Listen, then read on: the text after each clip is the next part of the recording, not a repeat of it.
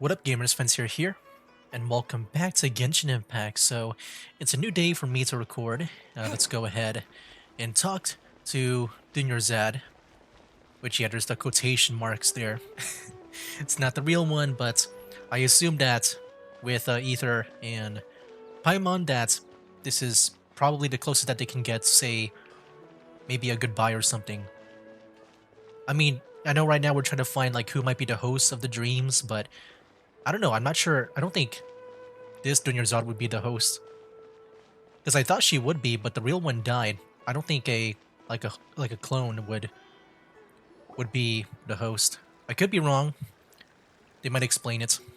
Oh wow, look at this scenery. It's Dunyarzad's puppet. Yeah. I guess I'll feel better if I say this out loud.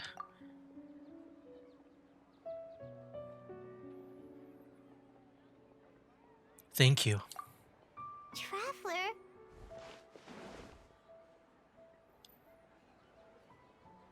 You must be exhausted. Come to think of it, we've been stuck in this place for a really, really long time. Heck, even the last time we were chatting happily with Dunyarzad feels like an eternity ago. We're seeing some flashbacks. I gotta say, like, I feel like this is one of the few times where I feel like Aether has been more, like, on the emotional side.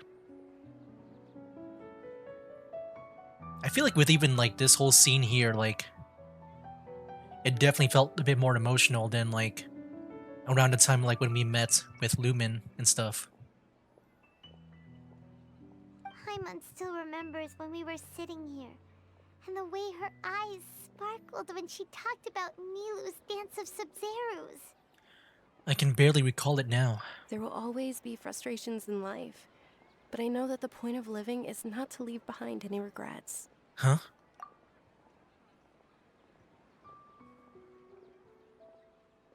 That was what the real Dunyarzad said, wasn't it? Does that mean... Dunyarzad? Yes, Traveler. What is it? Oh, so she's still just a puppet. But just now, how come... Not leave behind any regrets. What? Where are we going this time? To watch the dance of Sub-Zerus. Alright. But I wonder how that's gonna work, cause with the the sage guy. I don't know, I could be right, he could be the host. Maybe we can interrupt. It could also be Nilu, but I don't know, I don't think it's Nilu. I feel like it's gotta be more than the sage guy. I know we talked about how, you know, it can't be like one of them. Because if they're aware of the plan, they would probably just wake up. But I don't know, I just feel like maybe they've done it in a way where, like, if they, you know, they just didn't tell that they're in a dream. And if they say, like, a specific keyword, they know that they're in a dream. But I don't know, we'll see. Here we go. How is this going to play out? Like, is it going to be different? If you continue to resist, we will have to order an investigation into every single event organizer. The Grand Sage has already granted you much leniency. I advise that you exercise tact. How did things turn out like this? It gotta suck for Nilu, though, because she always has to relive this moment.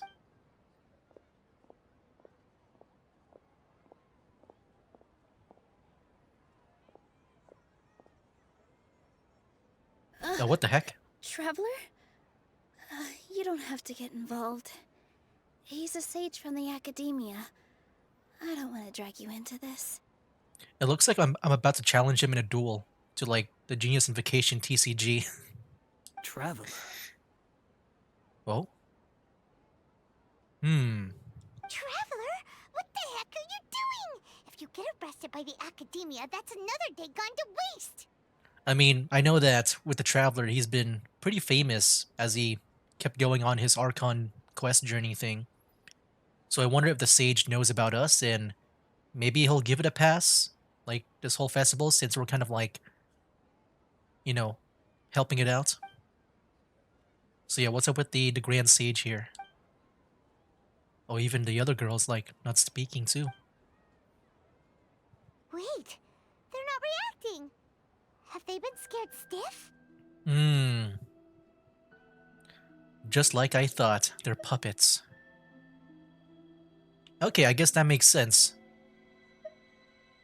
I guess that explains the Sage, because I just feel like they wouldn't put their own, like, if that is supposed to be like a Dumbledore-like character, you know, the principal or headmaster of the academia.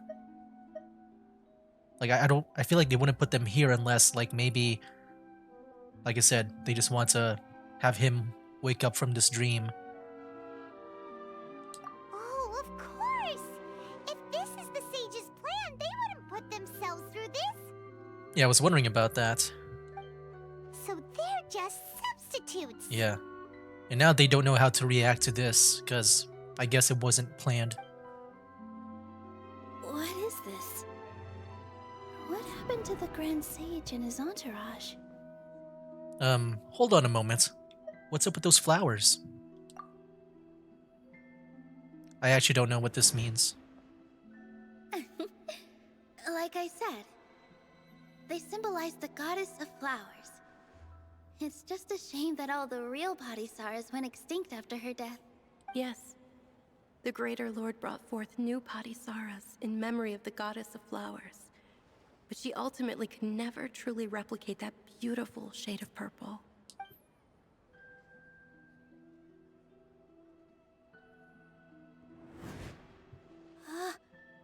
Wow, that Beautiful shade of transition. purple. Aren't these flowers real Padisaras? Just like the ones from the legend? I didn't even notice. Dunyarzad, did you find these? But didn't you just say all the real flowers went extinct after the goddess of flowers passed away? So, how? You think it's Nahida because she's all magical and stuff? I don't know. I also wonder about that too with Nahida, because she just left, right? Like, she's not here anymore. She went out of town. What if we like failed this next part?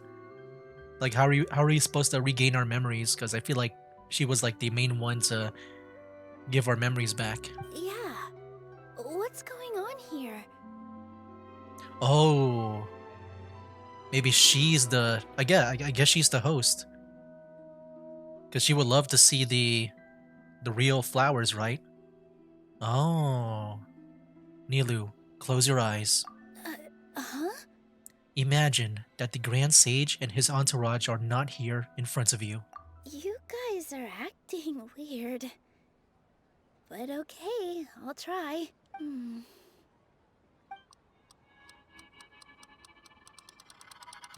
Well, Hey! and they're gone. They disappeared! So Nilu's the host! What a surprise! And now we just gotta get her to wake up. Purple Padisaras don't exist in the real world anymore. But in Nilu's subconscious, they can appear as decorations on the stage. Yeah. It's just like the example Nahida told us. People assume there will be food on a plate, and Nilu assumed there would be real Padisaras in the flower pots. So when you saw the flowers, you instantly knew it was Nilu? Correct. But if we want to end the samsara, we need the host to become aware that they're dreaming. How should we make Nilu realize that? Am I dreaming? Huh? How did you come to that conclusion? So I'm right. Is this Lesser Lord Kusanali responding to our celebration of the Sabzerus festival? My dog wants to go in. Wrong guess, but you aren't completely wrong either. The point is, what made you think this is a dream? As far as you know, people in Sumeru don't dream, right? Yeah, but have you heard the tale of the first sage? To prevent a calamity, he went on a journey to find the Dendro Archon. Ooh, sounds familiar. Dunyarzad told us a story like that when we first arrived in Sumeru City. So it was about the first sage, huh? Yep, but in the part you heard, he hadn't become the first sage yet. There's more to the story. His piety and wisdom were acknowledged by the Dendro Archon, and she finally gave her blessing to him. All kinds of spectacular scenes appeared in front of the first sage, as Whoa. if all the knowledge in the world was being painted onto a canvas right before him. He was captivated. After who knows how long, he mastered all the knowledge he could comprehend. Afterward, he said to the Dendro Archon, "I miss my parents, my wife, and my children. I've been away from home for far too long. They must be worried." The Dendro Archon smiled. The next second, the sage found himself lying in his bed, as if he had just woken up from a dream. His wife, lying next to him, said, "You're off to search for the Dendro Archon today, aren't you? Whoa. Have a safe journey, my love." He's like back to the beginning. Like the whole thing was a dream, I guess. So with the Dendro Archons, can they only appear in dreams? Because like with Dunyarzan when she was a kid, she met Kusanali or Nahida in a dream. And then still like in this dream state, Nahida appeared. And now Nilu's dream. And now with the story, like it's also like a dream. With this first sage guy, where he met the Dendro Archon. In the end, the first sage took care of many disasters in Sumeru City and founded the Academia. What a happy ending. So, the first sage was dreaming ever since the beginning of the story? He never went on his journey? Yes, but his faith and determination were conveyed to the Dendro Archon, so she blessed him in the form of a dream. Paimon understands where you're coming from now. That's a really interesting connection. But we really gotta wake up soon, like the sage in the story. Now that Nilu is aware of it, this dream should be over soon. I see. Well, it just so happens that today's Sub-Zero's festival is almost over too.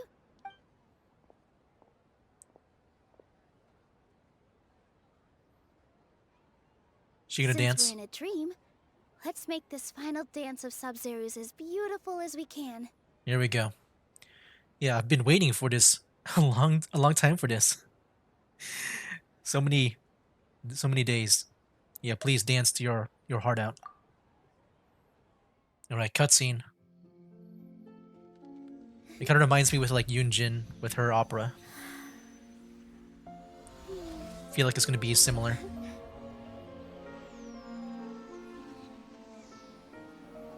Just like watching a concert. The wait is over, everyone. I dedicate this to our god, the dance of Sub-Zero's.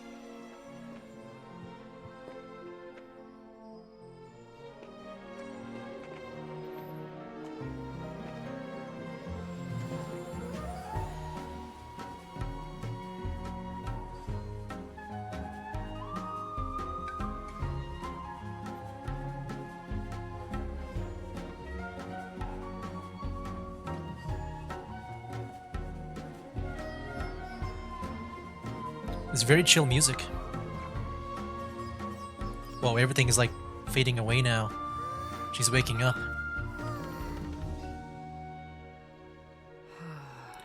I wonder why they chose I'd be lying Nilo if I said I had no regrets. for the host. I would have loved to see Nilu's dance. Oh yeah, she's not here. Dang, that sucks. Oh, her spirit. She's a forced ghost now.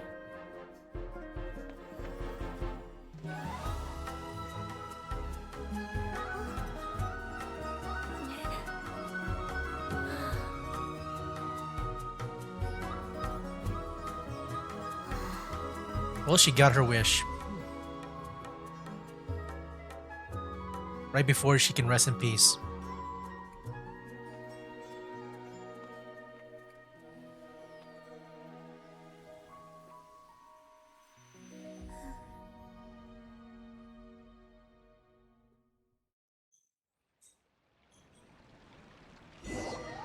Are we finally awake now? Dude, we were like trapped in there for so long. Yeah.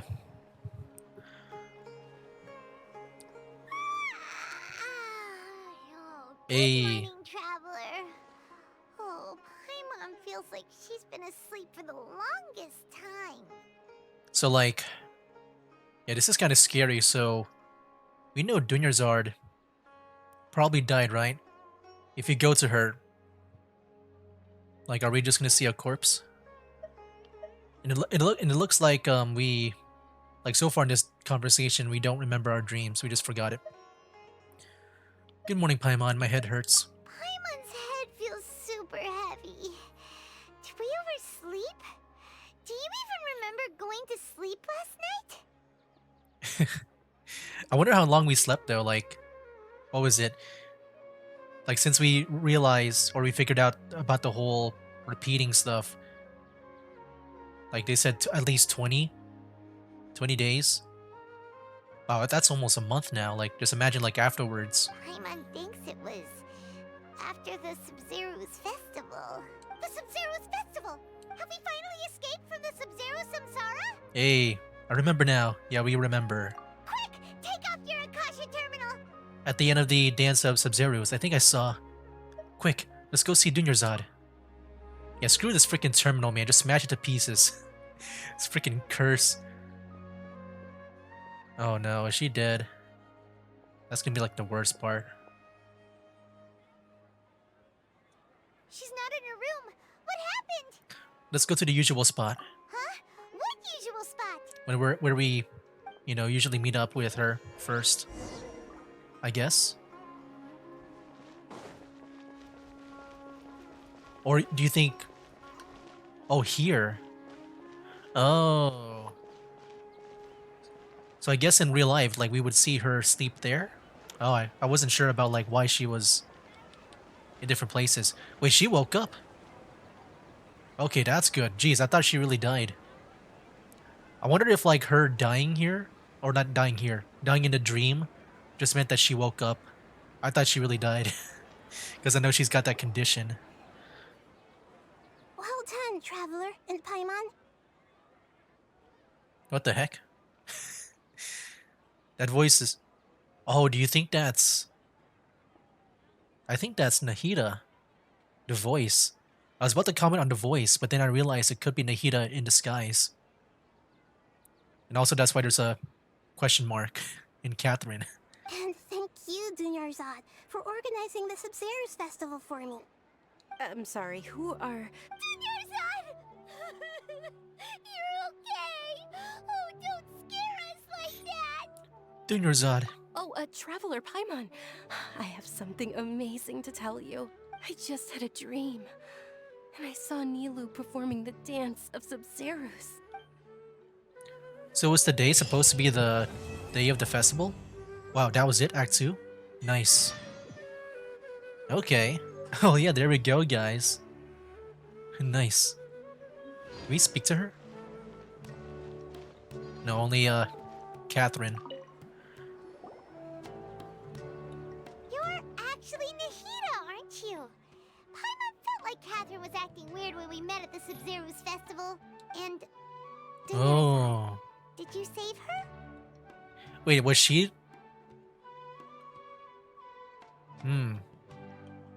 So wait, was that Nahida back then too? I didn't realize. I really thought that was just... like, Catherine just actually, like, not on work duty, you know? Like, she's not... she's on her own time. Oh, okay. It's a really long story. We shouldn't disturb her. Her consciousness is still weakened. Let's chat somewhere else. How about by the Traveler's favorite bench? Sure. We're just gonna leave her here. Can I just talk to her for a bit? What's going on? Why are you two so excited to see me? Hasn't it only been a night? It's actually been much longer than that. Oh? Strange. Was I really asleep that long? No wonder I have such a headache. Okay, now that we're free from this dream, how do we get to the bottom of it? Like, who began this? I mean, yeah, from the looks of it, because those, like, the academia people, like the Grand Sage, like, they were puppets. I guess they're behind it. Yeah, I don't know. I'm not sure. I just feel like it's got to be that one Harbinger guy. And also the Balladeer. But like they talked about like how the Akasha was you know, manifested by the gnosis of the Dendro Archon. So I'm just wondering if it can only be powered by the Dendro Gnosis, or if it can be like any other Gnosis, like with the Balladeer and stuff. Okay, let's go and talk. What happens if the other Catherine sees you? Let's talk about Dunyarzad first. It's such a relief that she's alright. After we parted on the last day of the Subzerus Festival, I left the city and saw what the traveler had described. Among the countless dreams, I found one that was growing fainter and fainter. This proved my suspicion. Once Dunyarzad could no longer bear the Akasha harvesting her dreams, her consciousness began to dissipate. But this also meant it escaped the Akasha's control. Such a small fragment of consciousness can't last for very long, though. It will return to its original dream, where both will gradually fade until they completely disappear. I used all the power I had to keep her dying dream alive as long as possible. But it still wouldn't have lasted for much longer if it hadn't been for you two breaking the samsara. Hey, So it looks like we did manage to save Dunyarzad in the end. Not a moment too soon.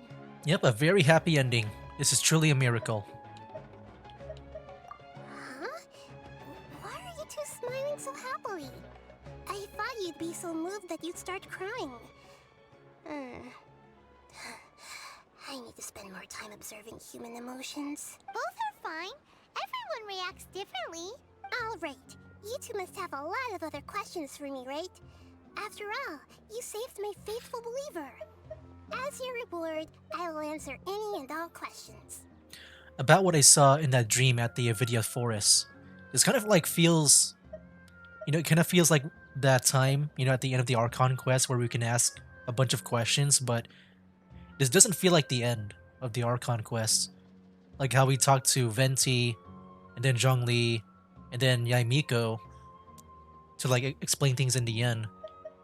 But I feel like this is not really over yet. I mean, we barely explored Sumeru.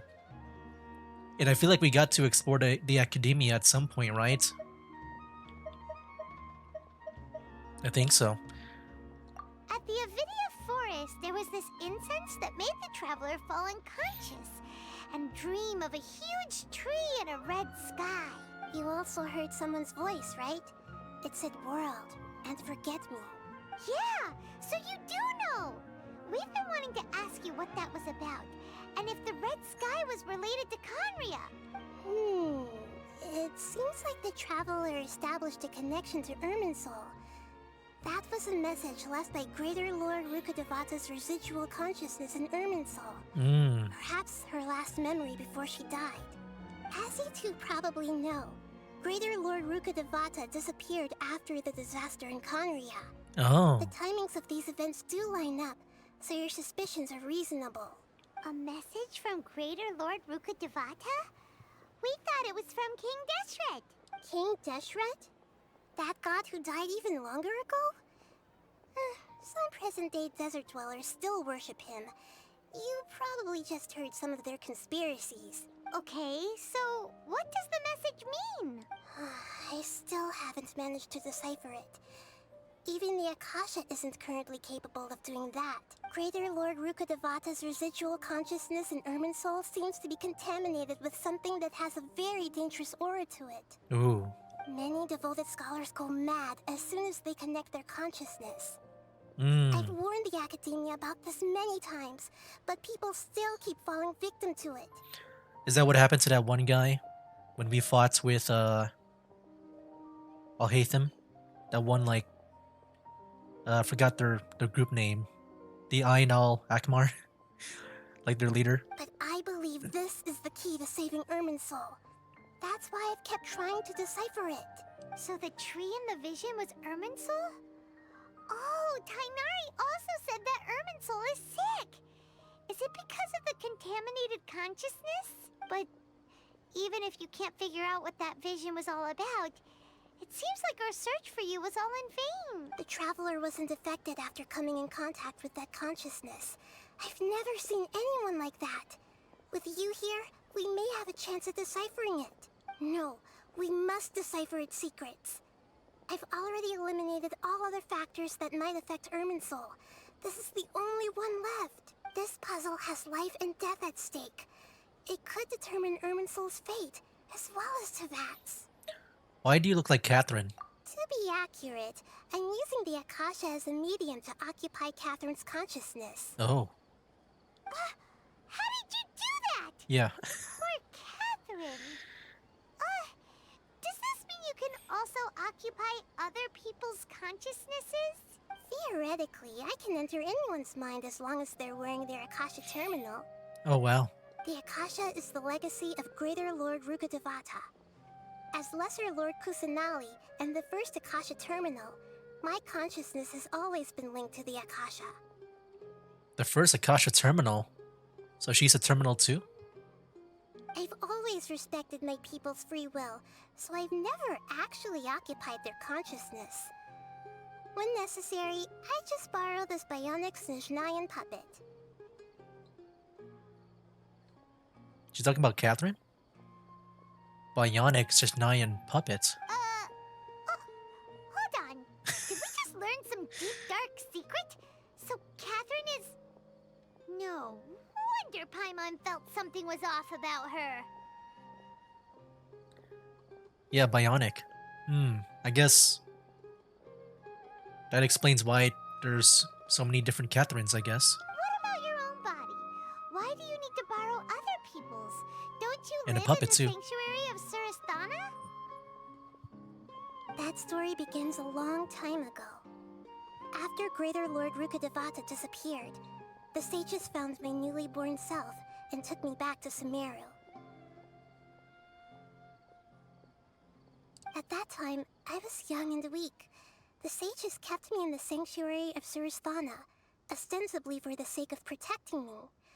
But I've hardly heard from them since. However, I do understand that they had hoped to find Greater Lord Rukkhadevata instead of me, a symbol of her passing.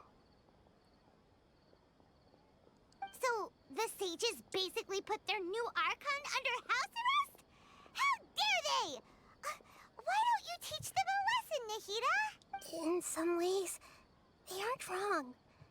Greater Lord Rukkhadevata was omniscient and omnipotent. Even after her death, the Akasha is still empowering this nation. And I'm still really far away from being able to call myself the God of Wisdom. Moreover, the Academia is also more proficient at governing this country.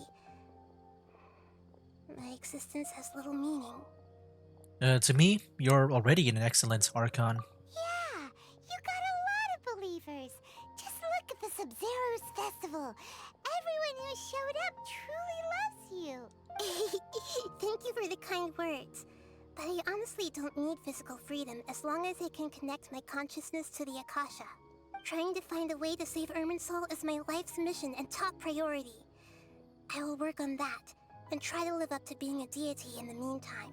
Every once in a while, I will also take up the duties of the God of Wisdom and enlighten a lost soul here and there. Doing all that should be enough. So let me look back. So right now, just from the dialogue here, it looks like that she's like what Paimon said. She's like pretty much under house arrest by the sages. What was that? What he looked like Catherine. And then also, yeah, with Catherine, that's also new too. She's a bionic Snezhnayan puppet, which is very interesting. And also, I remember one of the Harbingers. I think one of you guys told me that that giant robot guy is actually a puppet, I think. Or I think the title of that Harbinger was a puppeteer. So I'm guessing that maybe that one Harbinger maybe made. Yeah, made like Catherine. Or maybe it's somehow Snezhnaya. They've also have a specialty in making puppets, I don't know. Where was it at? Of like protecting me. Probably heard of them. Oh yeah, so she's just there. But I guess because of the whole Akasha thing, she's able to like travel around through occupying other people's consciousness. But also, I guess in dreams too, since she was able to appear there. Okay, I think I kind of understand. Anyway, guys, I think I'll go into here next time. We'll, yeah, I guess we'll see what happens after this. We'll ask these last two questions here, and then yeah, we'll see where we go from there. Anyway, guys, yeah, I mean, dude, pretty much this whole dream thing has been done and over with. We finally woke up, and also, Dunyarzad is all safe and sound, all because Nahida was able to keep her alive. um, but yeah, guys, that'll be it for now. That's game. Wake up, today's gonna be a good day. Wake up, today's gonna be a good day. Wake up, today's gonna be a good day. Wake up, today's gonna be a good